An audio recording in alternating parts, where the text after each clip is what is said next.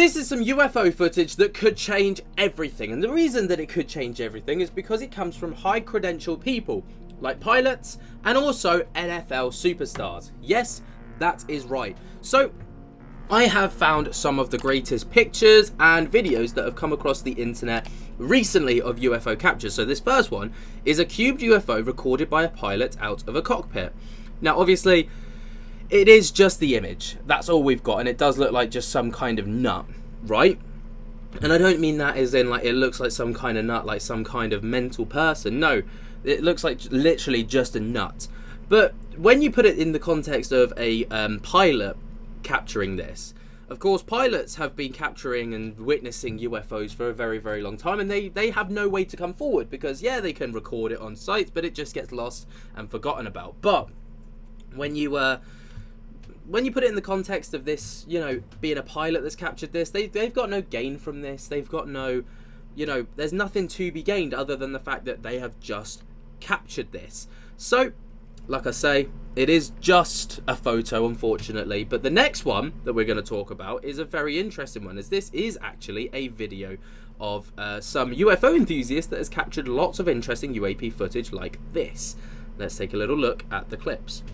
This is my buddy.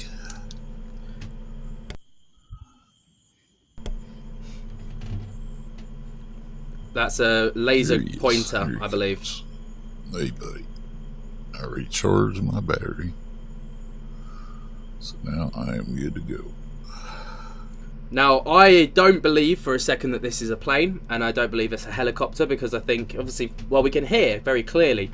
Helicopter would be making a hell of a lot of noise. If this was a drone, you'd still hear the whirring of the motors. And if this was a plane, it would have the other blinking lights as well, like the landing gear. It hasn't got that. Also, I'm going to assume that this guy's not an idiot as well, and he knows the difference between a plane, a helicopter, and a drone. Yeah, he's really bright.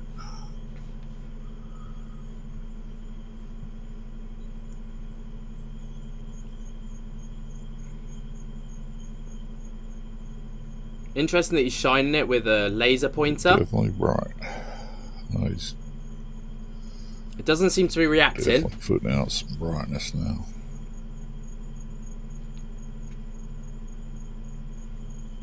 Wow, you're just too cool for school, dude.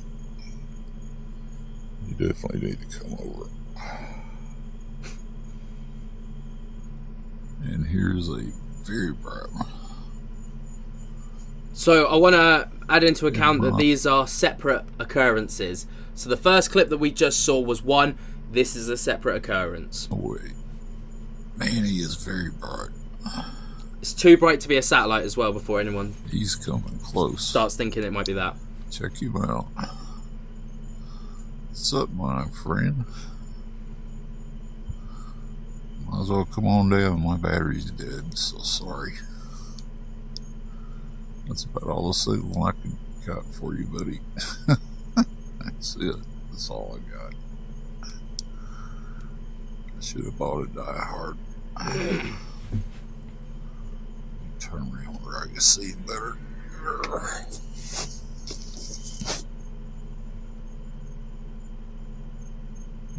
Yeah, he is so bright.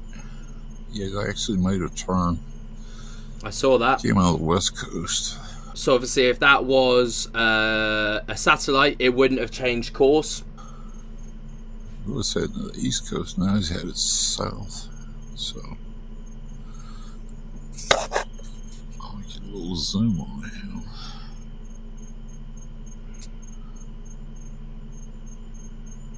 Damn, bro, you got that hella zoom. Like. It's probably the same one from yesterday. And then again, another separate recording. No audio to this one though, unfortunately, so you'll have to listen to me try and fill in the gaps. So we can clearly see again he's got his laser pointer out here. Another separate occurrence. I don't know whether that was a shooting star or that was, well, it looked like something shooting across the sky obviously. So could that have been a separate UAP? Could it have been a shooting star? It's really hard to say without any context or hearing him narrate it, obviously. If he was like, whoa, that weren't a shooting star, we'd obviously know that it wasn't a shooting star. But again, another one that I thought was really, really interesting, I wanted to check out with you guys. But this one's not necessarily a clip of actual genuine footage, but the Buccaneers quarterback, Baker Mayfield, tells his UFO sighting story. Now, before we get into this, it's worth stating, obviously, that this is why I love hearing about other people's encounters when they're high-profile people, because what have they got to gain from it, right? They're not looking for celebrity status. They've already got it. They're not looking to make a quick buck. They've got a very, very good income. You know, they don't need to raise their platform because they're already NFL level. So it begs the question, what have they got to gain from it other than to just express their truth, you know? So let's take a little listen to this encounter. Hey, you saw a UFO? Yeah. Like, but real. For real. What? Tell us. Okay. So, driving home from dinner Where? in Austin, Okay. and it's like when we're driving home, we're about to cross the dam between Lake Travis and Lake Austin, and we're looking Austin's in Texas, right? I believe. like basically looking out. It's really dark out there, and literally, like we got the screen on the car is real bright, Yeah. and so Emily's in the passenger seat. She's looking at her phone. This like circle shape object, like bright as hell, literally just goes from right here and goes straight down. She was looking at her phone. You know how it is, like at night if you're looking at that and your eyes don't adjust to light. It was so bright that she looked up and saw it too. Wow. And it just like disappeared, like completely disappeared. Holy shit. And so I put that out on Twitter. People thought I was hammered. No, I believe No, I you. was just driving home. Right. And not under the influence either. Yeah. And You're an Oklahoma guy, not an Oklahoma State guy. that's good. There's a big difference. That's a good one. 1,000 That's- times Mike Gundy. that was nice. But there was other people that reached out afterwards and said they saw the same thing. Whoa. And it wasn't like we were facing towards a Tesla factory. They weren't doing any weird Right. shit. We were facing out towards the country. Damn. So when you got home, were you like, I would have just been buzzing. I would have just been talking about the UFO nonstop for the next week. Yeah. Like you saw aliens. People thought I was crazy at that point. Yeah. It's like COVID, and they thought I don't know what was going on. Yeah, I mean, if you say you saw a UFO, people are just going to be like, that's crazy. That vaccine hit him different. Yeah, right. he's never been the same. Yeah. That's pretty cool. I want to see a UFO. I really want to see one. Yeah, I've been telling myself every night I look up at the sky and I try to find one. I've never seen one, but maybe it's because I'm looking for one. This is the same as me. All I want to do is I just want to see a UFO, and I've never ever seen one. So that's obviously just an encounter that we've been told about. I can't say for certain anything about what it was to verify it or anything because it's just an account, but it's still incredibly weird. And again, like I say, it comes from a credible source who's got nothing to gain from telling his story, and he was just asked about it. He hasn't come out and said it himself. He's just said about it. But back over to Reddit, we've got some more pictures of some random guy uploaded this floating object 2 days ago. Looks like the Corbel jellyfish, and it does a little bit look like the Corbel jellyfish when you look at it from this kind of angle. But to me, it also looks like, in America, I say in America because in the UK we've got all of our traffic lights on poles. But in America they have it like strung up and then it like dangles down. It looks like a dangling down traffic light system, like in the middle of a cross section or whatever. But it's very interesting, of course, not a lot of context to it because it is just images and stills. But at the same time, it's still pretty cool, and it does represent a little bit like the jellyfish UFO that was captured back in January, or released at least back in January of this year. On to the next one. We're going to take a look at this one, which is a panorama of the mountains at an elevation of 1,895 meters above sea level, and a strange object. So this is obviously, the strange object is up here. This is it enlarged. But it's definitely something very, very odd that probably shouldn't be there. When you think about the height of where this little thing is, right? Drones can't reach that high. They have a limit on how high they can go. Definitely not a helicopter. Definitely not a plane. It's tilted forwards, and I'm assuming from the way that it's tilted, that it's moving in this direction, so it's going off this way. I can't confirm that, obviously, but it's very interesting that this person caught it on camera. Obviously, there's the original image. Very beautiful photo, by the way. There it is up close. And this is... Oh, this is proof that the photo hasn't been manipulated in any way. Obviously, I can't read the language. I don't even know what language that is. But it was captured on an iPhone 7 from the looks of it. I don't understand what all the rest of this is. And it's obviously an Apple product. So yeah, Apple iPhone 7 is what it was captured on. Right. So, there you go. Again, not video footage, but it's a really beautiful scene.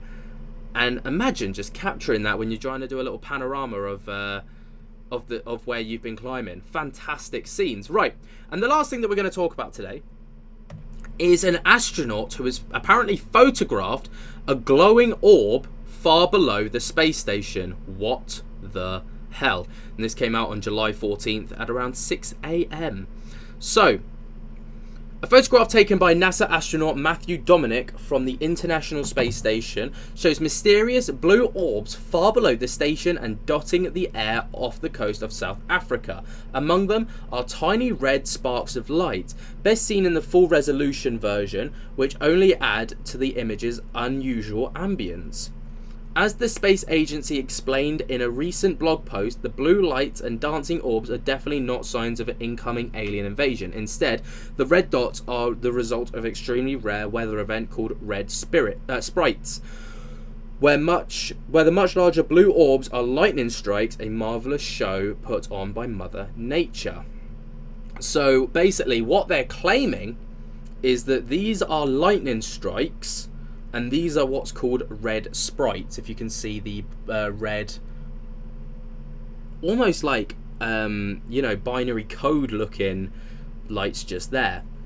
So, while they still remain less understood, according to NASA scientists believe that the red sprites are related to a powerful lightning event and usually appear in the mesosphere, the third highest layer of the atmosphere, which is home to the noctilucent or night shining clouds.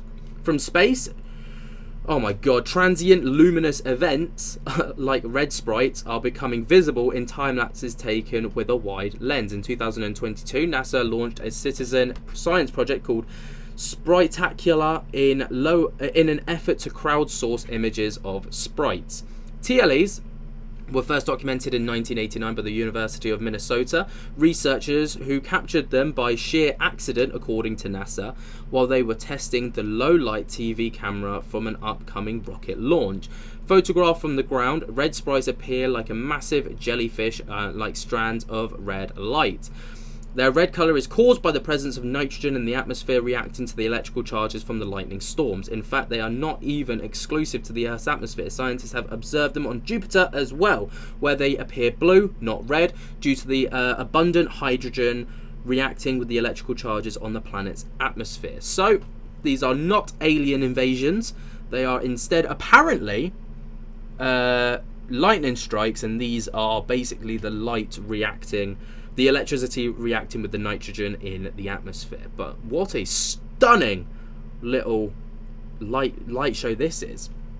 But like I say, guys, what do you think on this? Do you think that's legit reason, or do you think it could be something a little bit deeper?